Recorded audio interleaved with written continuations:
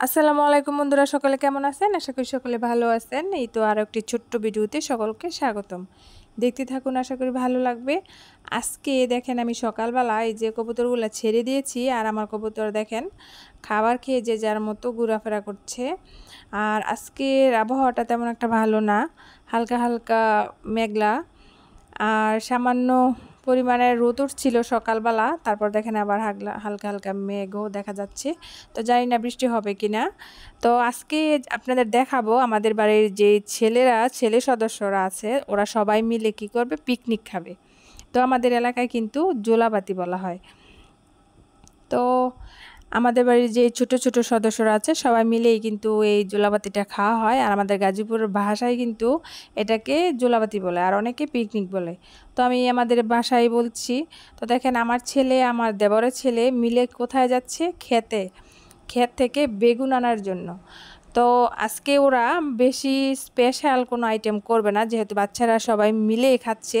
তো বলতেছে ক্ষেত থেকে টাটকা বেগুন আনবে তুলে, তারপর সাথে থাকবে ডিম ভুনা, নিজের পালা হাঁসের ডিম ভুনা, তারপর হবে আলু ভাজি।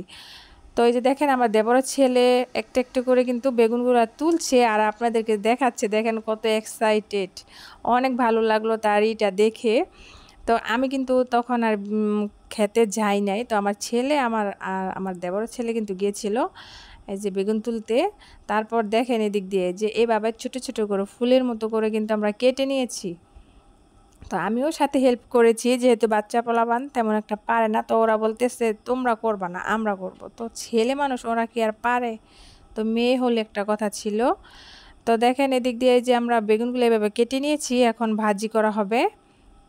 তো এই যে দেখেন আমি বলতেছি তোমরা ধরো না, তোমরা যদি ধরো হাতে মরিচ হলুদ লেগে তোমাদের কী করবে, হাত জ্বালা পোড়া করবে। তো আমি যে ভাজিটা করে দিতেছিলাম, আর আমার দেবরের ছেলে বলতেছে চাচি আম্মু আপনি আমার কাছে দেন, আমি একটু আপনার সাথে হেল্প করি, আমি একটু লাড়াচাড়া করতেছি। তো দেখেন ও কিন্তু লাড়াচাড়া করতে পারতেছে না, তারপরও কিন্তু আগ্রহ করে এসেছে। তারপর ওর ওর নাড়াচাড়া দেখে কিন্তু আমার আরও একটি দেবরের ছেলে এসেছে। তো দেখেন ও কিন্তু ধোঁয়ার কারণে উঠে চলে গেছে। তো দেখেন এ পর্যায়ে আমার ছেলেও আসছে যে দেও, আমি একটু লাড়াচাড়া করতেছি, একটু নেড়ে দিই। তো দেখেন ডিম ভুনা করতেছে। তো এটা কিন্তু বাচ্চারা অনেক আনন্দ করে, আর এটাই কিন্তু আনন্দ। আমরা ছোটোবেলা অনেক খেয়েছি। তো বন্ধুরা, গ্রামে কিন্তু এরকমই হয়, কিছুদিন পর পরে কিন্তু ঘরে যাই থাকুক ওটা দিয়ে কিন্তু বাচ্চারা ছোটোখাটো পিকনিক করে, মানে জোলাবাতি খায়। তো দেখেন এই যে দিক দিয়ে হাঁসের ডিম বোনা। তো আমাদের বাড়ি আমরা যারা জায়েরা আছি সবাই মিলে কিন্তু আমরা হাঁস মুরগি এসব পালি। আর দেখেন বেগুন ভাজি হতে না হতেই কিন্তু বাচ্চারা কি করছে, খাওয়া শুরু করেছে। তো বলতেছে অনেক মজা হয়েছে, জোলাবাতির খাবার নাকি অনেক মজা হয়। তো দেখেন এই যে আলু ভাজি আর ডিম ভুনা এগুলো কিন্তু হয়ে গেছে অলরেডি। আর এদিক দিয়ে দেখেন কড়াইতে আরও কি যেন রান্না করবে, ওরাই জানে।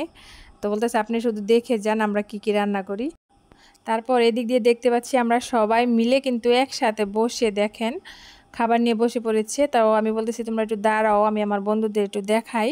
তো দেখেন আমাদের বাড়ির ছোট্ট সদস্য, ও কিন্তু হাতে ফিডার নিয়ে বসে পড়েছে খেতে। তো দেখেন বন্ধুরা, সবাই আপনাদের হাই জানাচ্ছে। তো সকালে আমাদের বাড়ির এই ছোট ছোট সদস্যদের একটু ভালোবাসা দিবেন।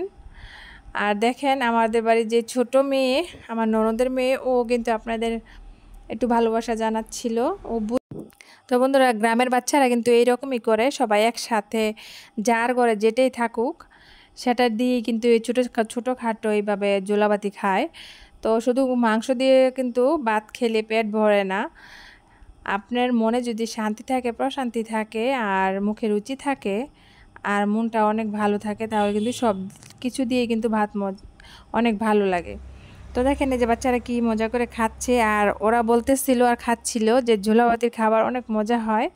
তো দেখেন এই যে এটা হচ্ছে আমার ননদের মেয়ে, ও কিন্তু দেখেন ছোট্ট হাত দিয়ে আপনাদের ভালোবাসা জানাচ্ছে।